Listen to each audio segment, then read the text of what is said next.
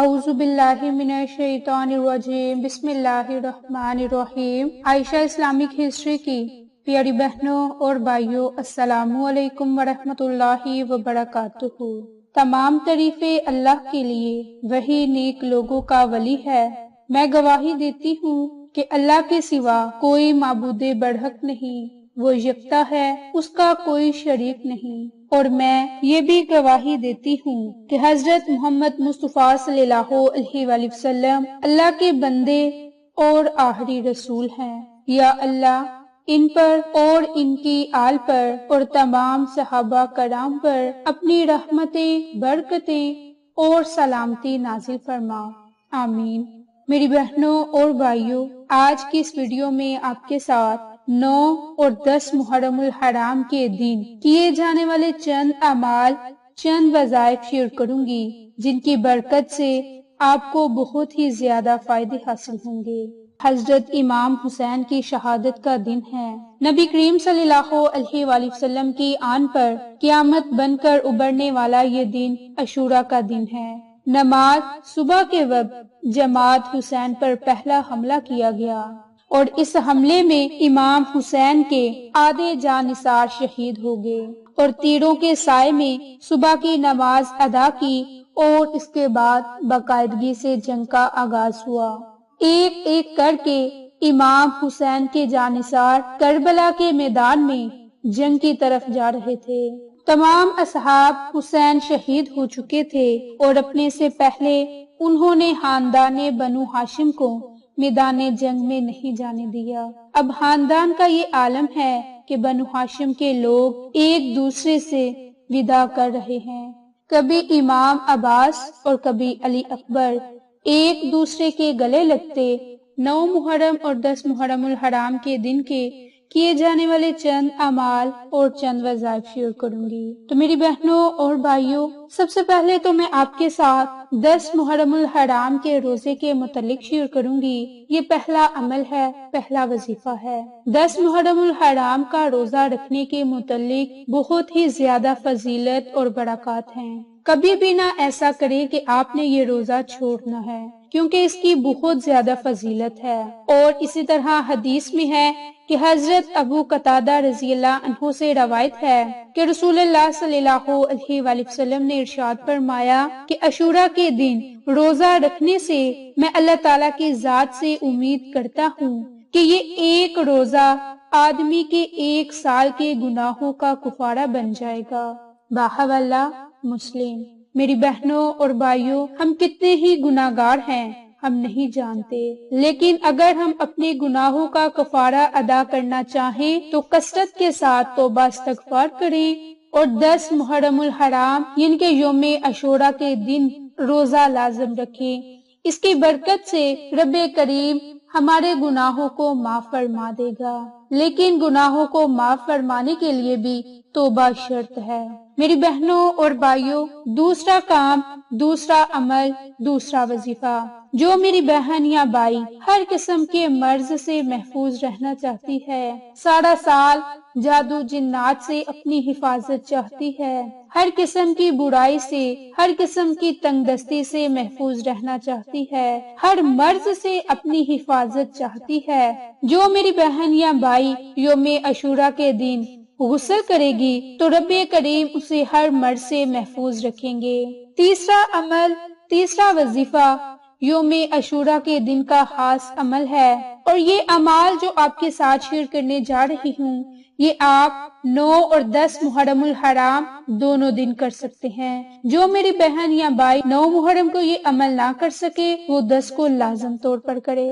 تو تیسرا عمل، تیسرا وظیفہ سال بھر کے رزق میں وسعت اور خیر و برکت کے لیے ہے۔ میری بہنوں اور بھائیوں، سیدنا عبداللہ بن مسعود رضی اللہ کہتے ہیں کہ حضور نبی کریم صلی اللہ علیہ وآلہ وسلم نے ارشاد فرمایا کہ جو شخص عاشوراء کے دن اپنے اہل و عیال کے کھانے پینے میں خوب زیادہ فراخی اور کشادگی کرے گا، اللہ کریم سال بھر تک کے اس کے رزق میں وسعت اور خیر و برکت عطا فرمائے گا۔ میری بہنوں اور بھائیوں، یہ کتنا ہی آسان کام ہے کہ آپ نے اپنے ہی گھر میں رزق کو وسیع کرنا ہے، کشادہ کرنا ہے، اور جس کی برکت سے سارا سال آپ کے رزق میں وسعت ہوگی، برکت ہوگی۔ یوم عاشورہ کے دن اپنے گزشتہ گناہوں کو معاف کروانے کی غرض سے چوتھا عمل، چوتھا وظیفہ کرنا ہے۔ جو شخص 9 یا پھر 10 محرم الحرام کے دن کسی بھی وقت 4 رکعت نماز نوافل ادا کرے اور ہر رکعت میں سورۃ فاتحہ کے بعد 25 مرتبہ سورۃ اخلاص پڑھے اور یہ نیت کرے کہ رب کریم اس کے گزشتہ گناہوں کو معاف فرما دے اور رب کریم اپنی خاص رحمت اس پر نازل فرما دے، تو رب کریم اس کے گناہوں کو معاف فرما دے گا اور آئندہ اس پر اپنا خاص نظر کرم عطا فرمائے گا۔ یہ چوتھا عمل، چوتھا وظیفہ ہے۔ اسی طرح 9 یا پھر 10 محرم الحرام کے دن جو میری بہن یا بھائی آنکھوں میں سرما لگائیں گے، ان کی آنکھوں میں کبھی بھی درد نہ ہوگی، کبھی بھی ان کی آنکھیں کمزور نہ ہوں گی، کبھی بھی ان کی نظر کمزور نہ ہوگی۔ اس کے متعلق حدیث ہے کہ حضرت ابن عباس رضی اللہ عنہ سے روایت ہے کہ رسول اللہ صلی اللہ علیہ وآلہ وسلم نے ارشاد فرمایا کہ جو شخص عاشورہ کے دن عصمت سرما آنکھوں میں لگائے تو اس کی آنکھیں کبھی نہ دکھیں گی۔ باحوالہ شعیب الایمان۔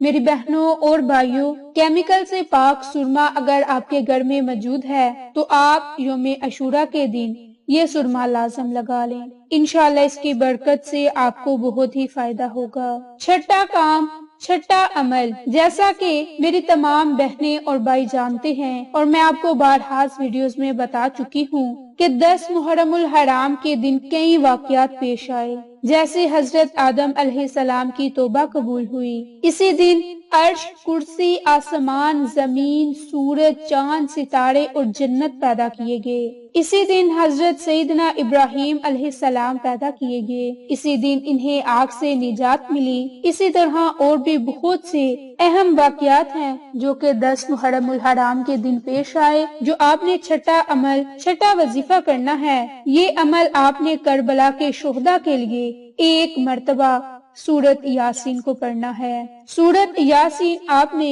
کربلا کے شہداء کے لیے پڑھنی ہے اور رب کریم سے خصوصی دعا مانگنی ہے۔